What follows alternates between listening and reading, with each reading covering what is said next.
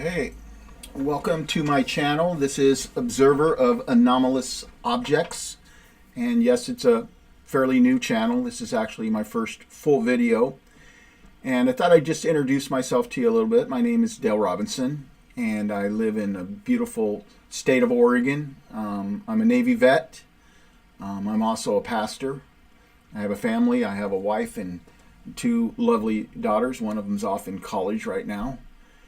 But it may seem strange to some of you. Why would a pastor be interested in UAPs or UFOs, and why would he be interested in this phenomena? Aren't Christians all closed-minded? And the answer is no. I mean, there are closed-minded people everywhere in the world, and some are Christians and some are not.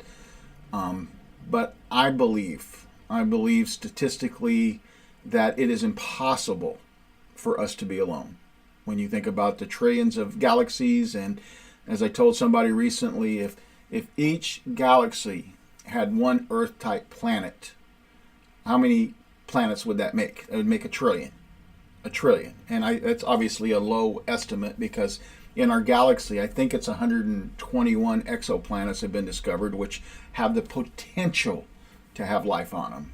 And so to me, it's a logical step to believe that we are not alone. And it's something I'm passionate about. It's something that when I dive into something like this, I dive in head first. And so I'm really excited. I've been basically on Twitter for a little bit over a year, really trying to get as much information as I can to be able to put a show on like this. Now, my first show, it's going to be a series of 3 right now. I've got 9 people that I want to look at, but I want to introduce you to some of the key individuals in the UAP phenomena, people who are working in that area, people that I think are very, very important. And I will say this up front, my list is going to be different than some other people's list because it's subjective. It's who I feel are important. It's who I feel can be trusted, especially at the beginning of this list. These are going to be 4-star people. If you've got 4-star being the most trusted, that's what these people are. And so I want to go ahead and start off with Lue Elizondo. And so some of you are familiar with him, but if you're new to this subject, maybe you're not. But if you're not new to it, you had to be living in a cave to not know who Lue Elizondo is. And so I got the privilege of meeting Lue back in July when I went to Roswell, and I'm telling you something, he's a really special person. I consider myself pretty good at reading people, and I can tell you that I feel like Lue is a sincere person. He's an honest person. He's a good person. He's a patriot. And so I'll say this up front. I don't understand why he gets as much flack as he does. And the only thing that comes to mind for me is that some of the older ufologists, not all of them, there's some really, really good ones out there, but I think for some of them, you know, when Lue came on the scene, he was kind of like the new kid on the block. And they kind of felt that maybe he hadn't earned his stripes and he was getting too much attention, and so what did they do? They tried to tear him down. And I think that's a shame, because I think Lue's making a huge difference. Now, I'll tell you what I know about Lue. I've done some research, but and I've met him in person, as you can see. But Lue was born to a Cuban immigrant father in Miami, Florida. I don't know the exact year. I could not find that out. But I do know that he's probably in his 50s. He's probably, you know, close to my age, maybe a little bit younger than I am. And so he comes from a father who was a Cuban dissident. He was involved with, I guess, the Bay of Pigs, and he was also a political prisoner for a while over that. And so I'm sure that greatly influences Lue's view of the world. But when he got older, he joined the military. He joined the U.S. Army, and he would go on to become a counterintelligence officer. And this is something that really needs to be cleared up on UAP UFO Twitter, and that is that Lue was not a psyops person. He wasn't out there doing psychological warfare, trying to manipulate people. He was, he was investigating, doing counterintelligence, seeing what they knew. And he wasn't a manipulator, like some people want to say. He was counterintelligence, not psyops. And so the next time you see somebody say that about Lue, please correct them. Please correct them, because there's a lot of misinformation going on as well. Well, eventually Lue would go on and work in the Pentagon from about 2008 to 2017 with a secret program called ATIP. And my understanding is about 2012 he was asked to become the director of ATIP. And by the way, ATIP stands for Advanced Aerospace Threat Identification Program. And I don't quite understand that. I don't understand how you get two T's out of Advanced Aerospace Threat Identification Program. I'll have to ask Lue that question someday. And so you can imagine the kinds of things that Lue has seen, and Lue's perspective or his investigation was strictly military. And so you can imagine the videos, besides the gimbal, the go fast, the tic tac, you can imagine the information that Lue has probably seen. And he really felt that this was a safety issue for our pilots that were flying up there, because there were, I think somebody said at one time, 11 near misses that took place. And so he kept trying to sound the alarm, trying to get it up to General Mad Dog Mattis, who was in charge at the time, but people were buffering him and keeping the information away from him, I guess, to protect him. And so out of frustration, Lue finally decided, you know what, I'm going to resign.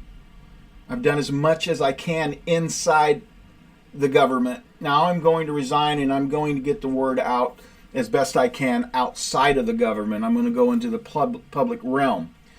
And so in 2017 is also when To the Stars Academy was founded by Tom DeLonge. I think it's Blink-182 was the band that he was the lead singer and founder of.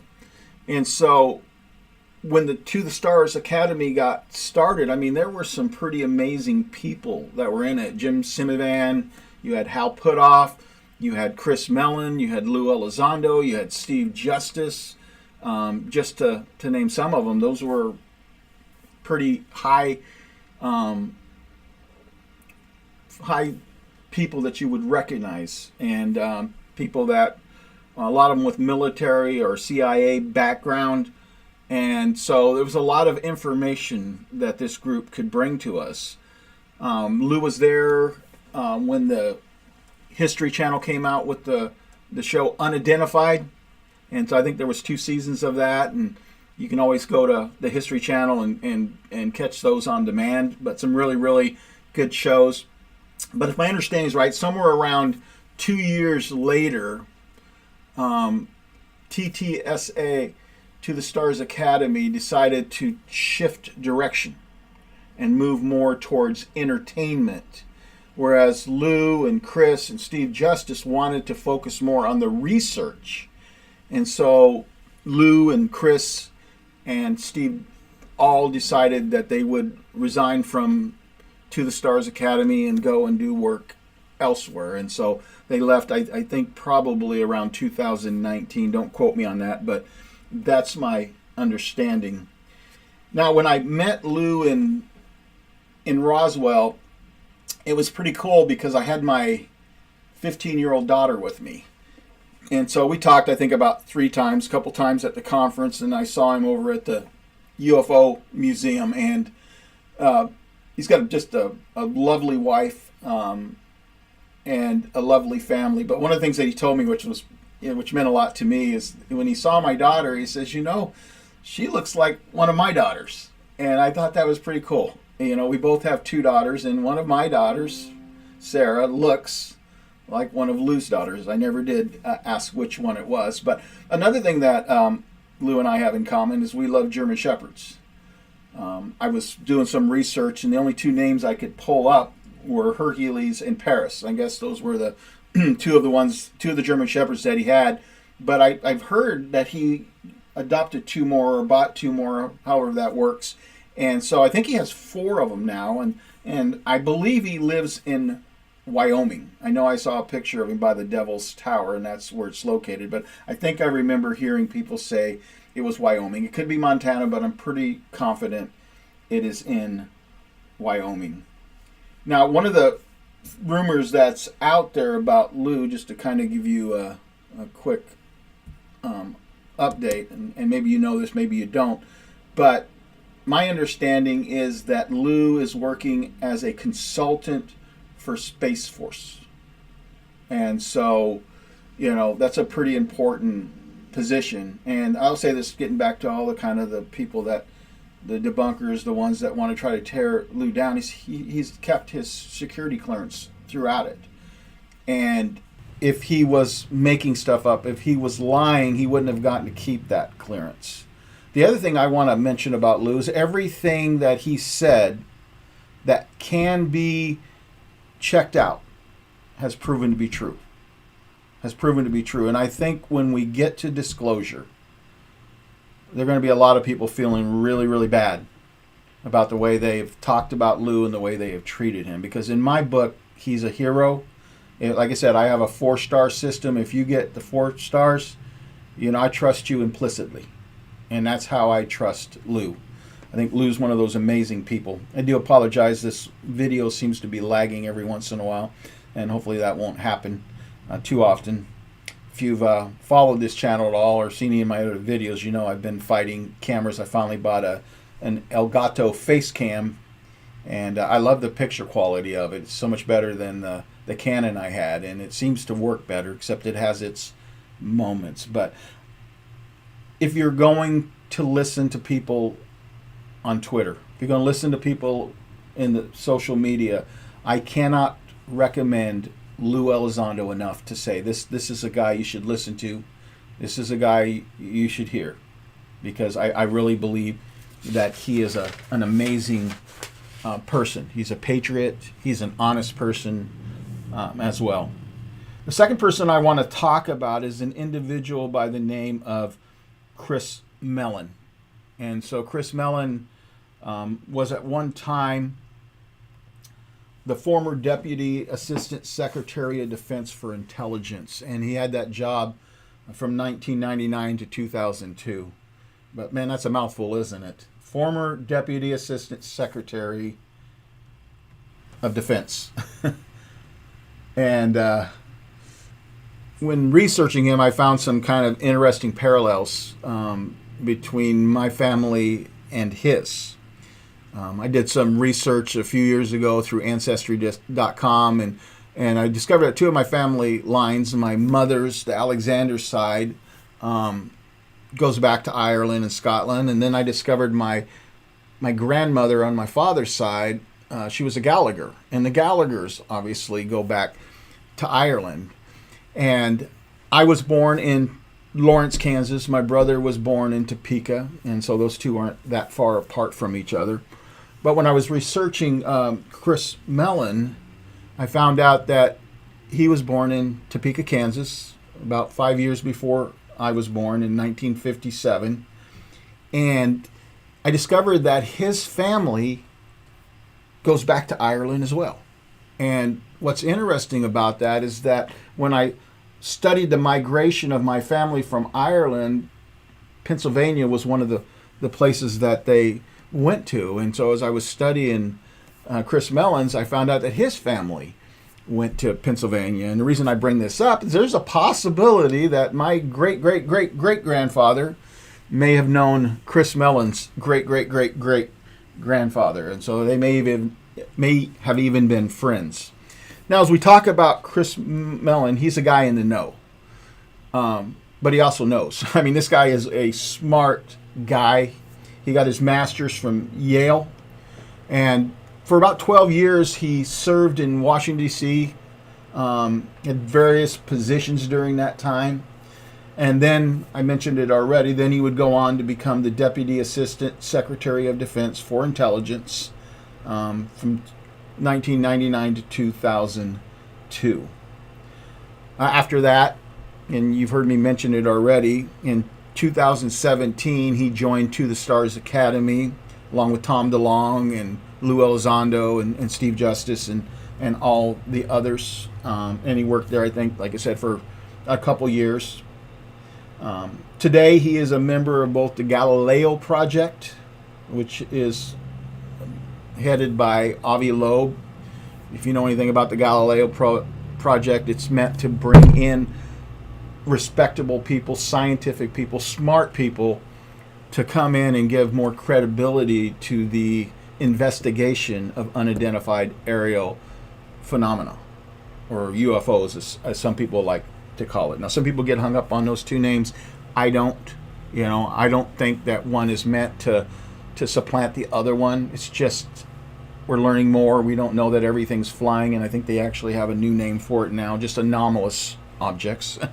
And because we really don't know what they're doing, exactly how they're doing what they're doing, should I say, as well. Now, one thing I really liked is a quote that Chris Mellon put out there, and I think it says it all as far as about the validity of the UFO phenomenon. He says, "We know that that UFOs exist. This is no longer an issue. The Navy itself has publicly acknowledged the fact that they exist. And Navy pilots, active duty pilots, have gone on the record in the New York Times acknowledging the fact that they exist." And so the issue now is, why are they here? Where are they coming from? And what is the technology behind these devices that we are observing? And so I love it. He says, we know that UFOs exist. This is no longer an issue. And this means something. I mean, this was the former Deputy Assistant Secretary of Defense for Intelligence. And he said clearly that UFOs exist.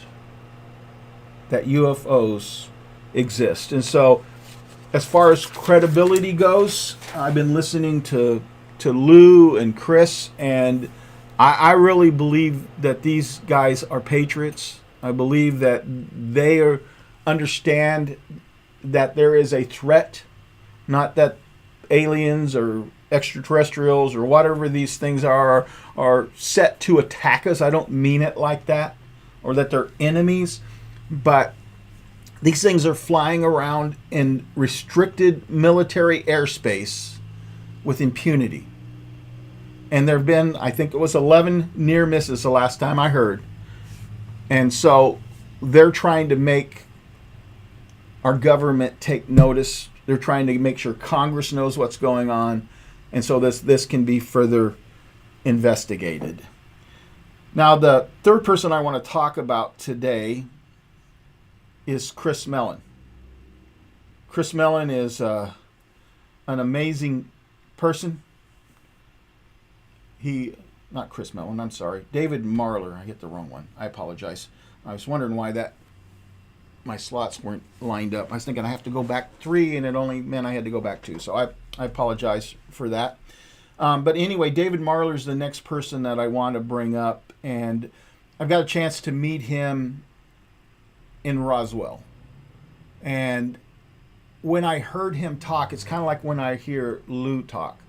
I mean, there's guys that are more nuts and bolts when it comes down to the UAP phenomena. To me, it's spaceships, it's some kind of physical object flying around. It's some kind of either non-human intelligence, could be, robots, could be something else, or it could literally be some kind of being, maybe an alien, maybe an extraterrestrial being. But that's more of my interest. I'm not saying there's anything wrong with investigating other stuff, but I think as we go and we try to convince Congress, as we try to convince most of the American people that this phenomenon is real, I think we need to make our focus narrow, because I'm afraid if it's too broad, they're not going to be able to absorb it. It's going to be too overwhelming. It's going to sound too woo. And so I'm not saying other people are wrong. I'm saying let's keep our focus narrow. Let's go with what we're seeing on radar. Let's go with the eyewitnesses, the pilots like David Fravor, captain of the Black Aces. And I mean, somebody once said he's like the closest thing to Tom Cruise in Top Gun there is. And so very credible witnesses. Let's stay focused on what we can prove. And it doesn't mean we can't investigate the other things. In fact, I love Skinwalker Ranch. I love the phenomenon that's going over there. But I think as we talk about the UAP issue and trying to bring Congress and the American people on board, I think we have to have a narrow focus. And so when I met David, that's kind of what I got from him, is that he was a nuts and bolts person. That's kind of how the feeling I got from Lue as well. And so let's just go with what we can prove to help convince the American people, to convince Congress that this phenomenon is real. Now, one of the things you should know about David Marler is that he is a UFO historian. He lives in Albuquerque, New Mexico. And my understanding is he's one of the foremost experts on triangular UFOs. In fact, see if I can find the other picture real quick.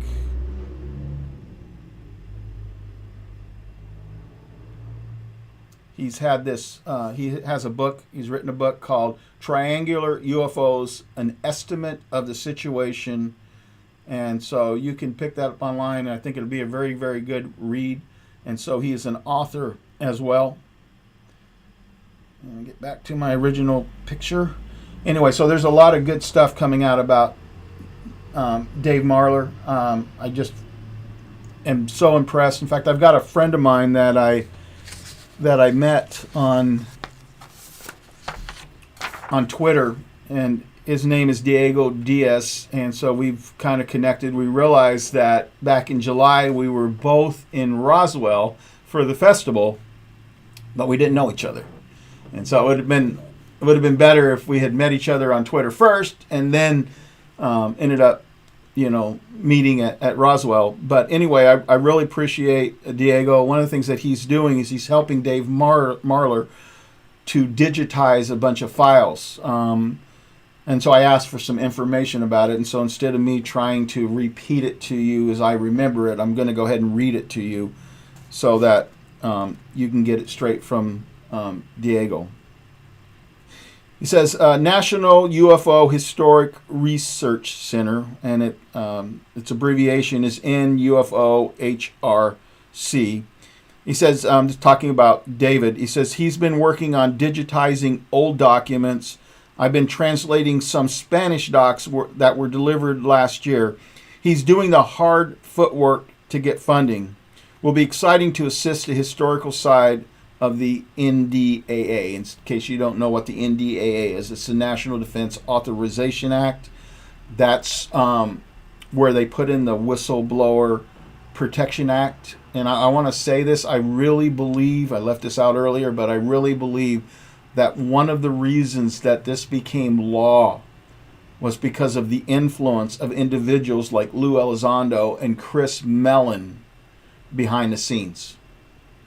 And so it's really cool, which means that these guys that have knowledge that in the past, like Lue, if they had told us what they know because of their NDA, their non-disclosure agreement, they would have went to prison.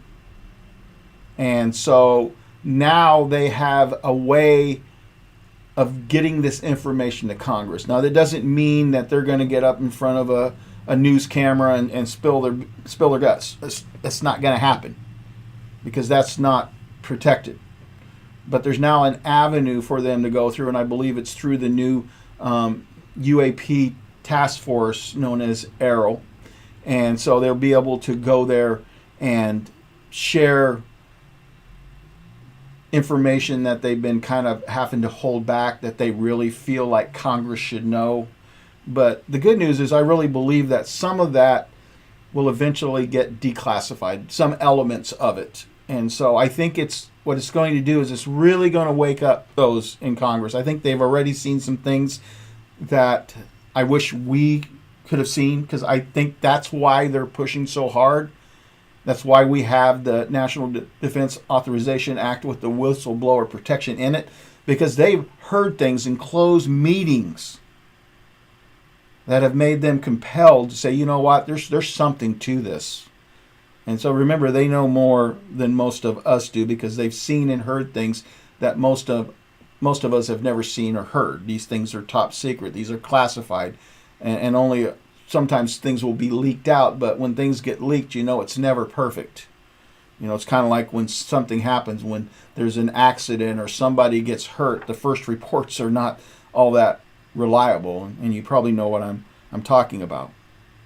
And he goes on, Diego goes on to say, and he says, so the NUFO HRC will be crucial for the next step of disclosure, adding much needed context from the civilian researcher side.